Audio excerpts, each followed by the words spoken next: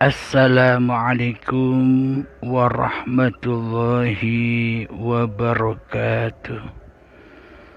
Bismillahirrahmanirrahim. Ashhadu an la ilaha illallah wa ashhadu anna Muhammadar Rasulullah. Allahumma salli ala sayyidina Muhammad wa ala ali sayyidina Muhammad. Rabbis rahli sadri wa yassir li amri wahlul 'uqdatam min lisani yafqahu qawli. Amin. Bismillahirrahmanirrahim. Salam santunku, salam hormatku buat para sahabat tercinta dimanapun Anda berada, baik yang ada di dalam dan yang ada di luar negeri. Semoga kita semua selalu di dalam lindungan Allah Subhanahu wa ta'ala. Amin ya rabbal alamin. Bismillahirrahmanirrahim. Kali ini kami mengambil tema dengan berjudul Qiyamul Laili, bangun malam hari. Di dalam pengertian mayoritas manusia bangun di malam hari itu ya bangun melaksanakan sholat witir, sholat tahajud dan sebagainya. Itulah yang dimaksud Qiyamul Laili bagi orang-orang mayoritas kebanyakan selama ini. Sesuai dengan ayat di dalam surat Al-Furqan ayat yang ke-25, ada ayat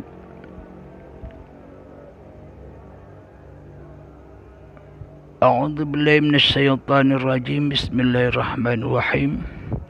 Ya ayyuhal muzammil, hai orang-orang yang berselimut. Sadaqallahul azim. Al-Muzammil ayat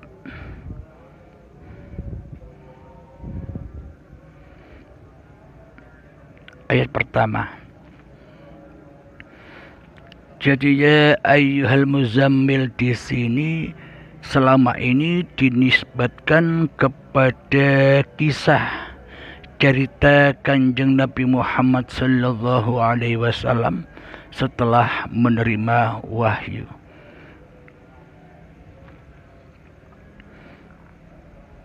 Jadi wahai orang-orang yang berselimut, hai orang-orang, kalau dikiaskan cerita ini bukan hanya untuk Kanjeng Nabi Muhammad saja.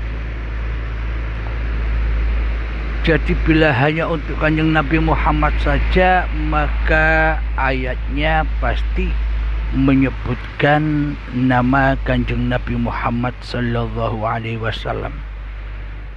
Akan tetapi ya ayyuhal muzammil ini bila dinisbatkan kepada seluruh manusia, yaitu orang-orang yang berselimut, maknanya hatinya, imannya, takwanya, bertuhan dan beribadahnya masih tertutupi oleh selimut. Ya ayyuhal muzammil, wahai orang-orang yang berselimut. Jadi yang dimaksud selimut di sini itu apa? Bukan selimut-selimut kain itu. Kalau diartikan secara syariatnya, ya selimut kain itu, selimut untuk selimut tidur. Akan tetapi di sini yang tidur selama ini kan hati kita di dalam bertuhan, Yang tertidur selama ini kan jiwa kita di dalam beragama. Inilah yang dinamakan tidur. Jadi wahai orang-orang yang berselimut, yakni berselimutkan dengan hawa nafsunya. Jadi hawa nafsunya diselimuti, ditutupi oleh hawa nafsunya. Kematian imannya, kerasnya hati melebihi kerasnya batu, itu ditutupi, diselimuti oleh hawa nafsunya. Kewujudan Allah terselimuti dengan kewujudan diri manusianya di hatinya. Kehidupan Allah terselimuti dengan kehidupan diri manusianya di hatinya. Kekuasaan Allah terselimuti dengan kekuasaan diri manusianya di hatinya. Itulah yang dimaksud wahai orang-orang yang berselimut. Jadi disuruh, diperintah bangun malam untuk menegakkan qiyamul lail. Tegakkan malammu. Jadi bila diartikan dengan bahasa syariat, ia bangun-bangunnya badan. Sholat-sholatnya badan, di malam hari-harinya syariat. Hari-harinya yang di luar. Akan tetapi yang dimaksud di sini adalah mutasabihatnya, adalah rahasia di atas rahasianya, adalah bangunnya jiwa, bangunnya iman, bangunnya ketakwaan kepada Allah Subhanahu wa ta'ala. Sudah sekian lama kita tertidur nyenyak. Diawali sejak akil balik tiba hingga setua ini, kita selama ini tertidur dengan nyenyaknya, berselimutkan hawa nafsu kita sendiri selama ini. Itulah yang dimaksud orang-orang yang berselimut. Orang-orang yang masih tidur, tidur imannya, tidur takwanya, tidur seluruh ibadah dan sholatnya tidur. Meskipun kelihatannya sholat, meskipun kelihatannya ibadah, meskipun kelihatannya bangun, meskipun kelihatannya kerja, meskipun kelihatannya berjalan, meskipun kelihatannya duduk berdiri, meskipun kita selama ini beraktivitas apapun, tapi masih tergolong di dalamnya orang-orang yang tidur. Orang-orang yang berselimut. Kenapa dikatakan orang-orang yang tidur? Kenapa dikatakan orang-orang yang berselimut? Karena di dalam hatinya lebih mentuhankan hawa nafsunya daripada mentuhankan Allah sebagai pencipta dirinya. Karena di dalam hatinya lebih menghidupkan hawa nafsunya daripada menghidupkan Tuhan pencipta dirinya. Karena di dalam hatinya lebih mengkuasakan hawa nafsunya daripada mengkuasakan Allah, hidup sebagai Tuhan yang menghidupi dirinya di hatinya selama ini.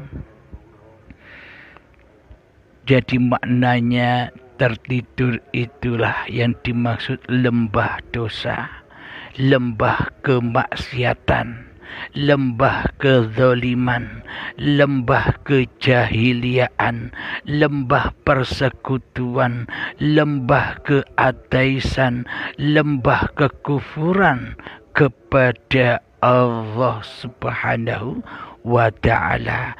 Karena semua itu apa? Karena Allahnya masih gaib. di dalam hatinya. Karena yang lebih wujud daripada Allah di hatinya adalah hawa nafsunya sendiri sebagai Tuhan yang mentuhani kehidupan dan badan ini selama ini. Maksudnya yang mentuhani adalah hawa nafsu kita selama ini berkedudukan sebagai sang pencipta daripada berkedudukan sebagai yang diciptakan. Jadi seolah-olah diri kita, hawa nafsu kita ini selama ini berposisi sebagai Tuhan, sebagai pencipta apapun yang kita kerjakan, sebagai pencipta solat kita, sebagai pencipta ibadah kita, sebagai pencipta bangun tidur kita, sebagai pencipta berdirinya badan kita, sebagai pencipta duduknya badan kita, sebagai pencipta masaknya badan kita, sebagai pencipta makan minumnya badan kita, sebagai pencipta naik motornya diri kita, sebagai pencipta kerjanya diri kita, dan sebagainya. Jadi hawa nafsu kita ini selama ini berkedudukan sebagai Tuhan daripada sebagai hamba. Dikarenakan apa? Dikarenakan kita selama ini tidak bertuhan. Bagaimana mungkin kita dikatakan bertuhankan Allah sementara Allah masih gaib, Allah masih tiada bagi diri kita?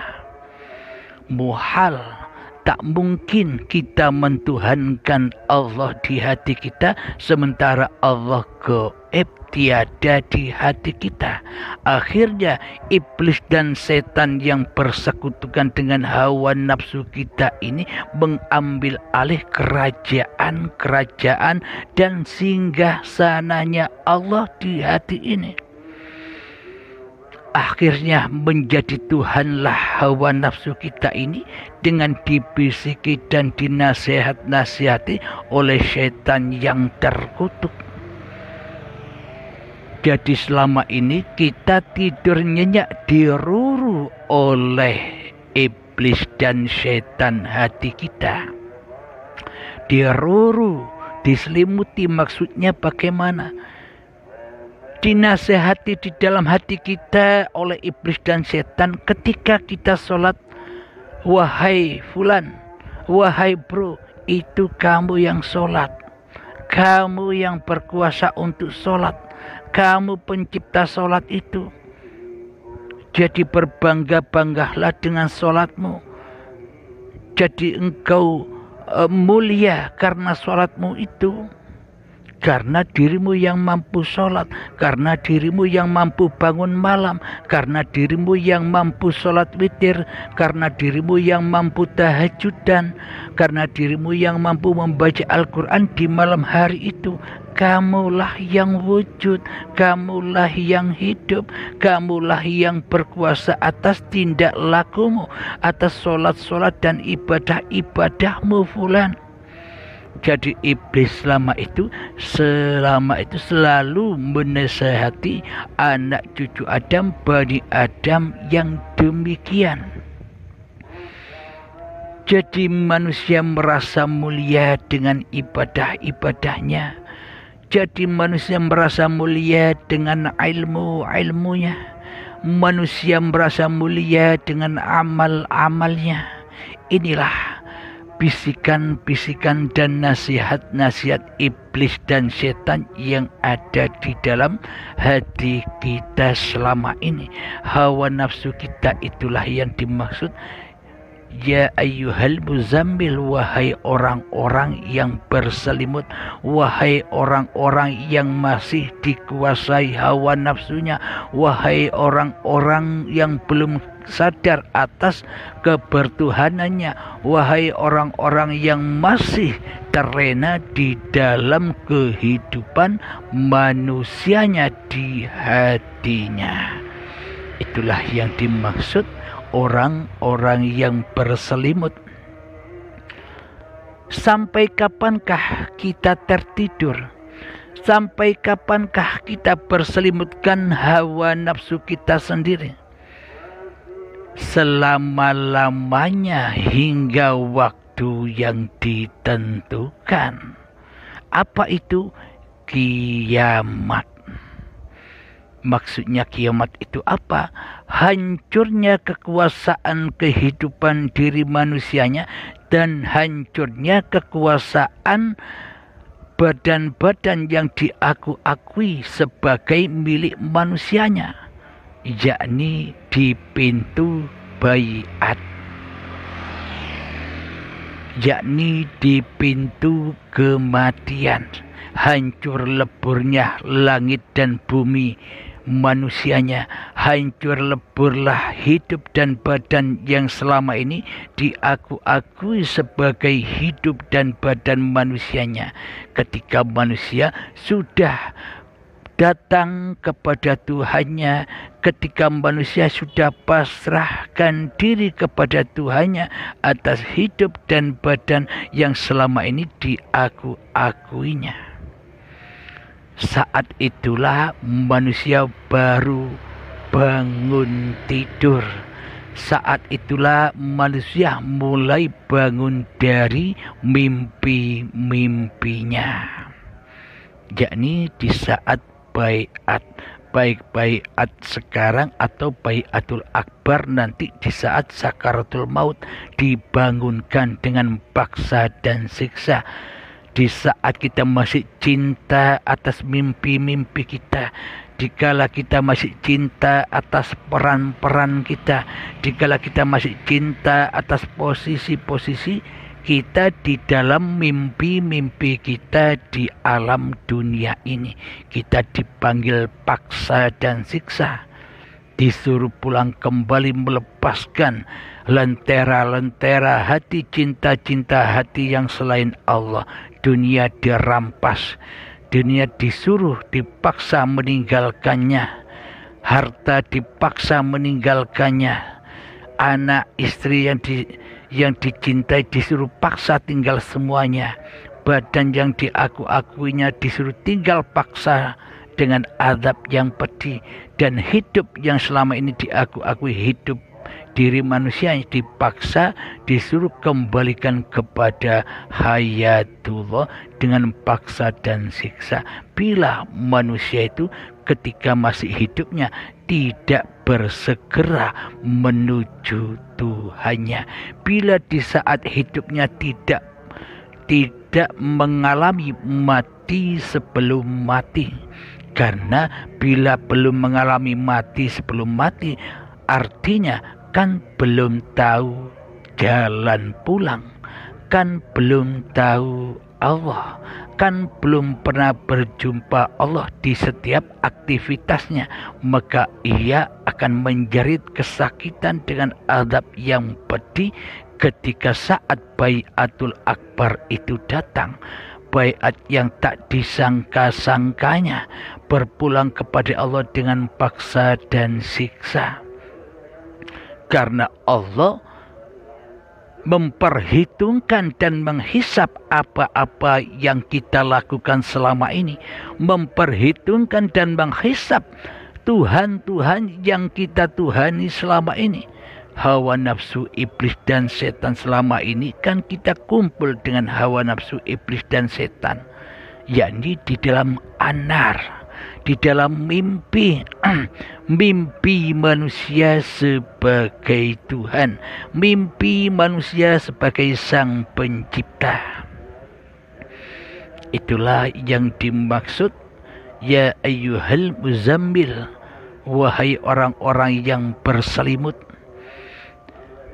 Jadi diutus bangun tidur, diutus menyingkap selimutnya, diutus menghela selimutnya agar ia bisa qiyamul lail, agar ia bisa bangun malam, agar ia bisa bangun dari malamnya hawa nafsunya di hatinya.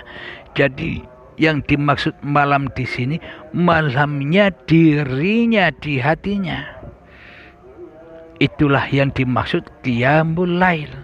Itulah yang dimaksud hayatullah, uripe Allah yang bangkit. Akhirnya manusianya menyadari selama ini bahwa dirinya sudah salah, sudah zalim, sudah kufur, sudah mensekutukan Allah dengan makhluk-makhluknya selama ini. Inilah datangnya kesadaran bila manusia itu mau berbaiat, bila manusia itu mau kembali kepada Allah, bila manusia itu mau rojiun kepada Allah, maka ia akan menyadari seluruh kesalahan-kesalahannya. Ia akan menyadari bahwa dirinya selama ini tertidur nyenyak di alam dunia. Maka yang dimaksud qiyamul lail, bangunnya hati menuju akhirat, menuju alam akhir, menuju kepada hayatullah. Dari tidur linafsi menuju lillahi ta'ala. Alhamdulillahirabbil alamin. Episode ini akan berlanjut kepada episode yang akan datang tentang hakikat qiyamul lail. Alhamdulillahirabbil alamin. Rabbana atina fid dunya hasanah wa fil akhirati hasanah wa qina azabannar. Wa sallallahu ala sayyidina Muhammad wa ala alihi wa sahbihi wa sallam. Walhamdulillahirabbil alamin. Akhir kalam. Assalamualaikum warahmatullahi wabarakatuh.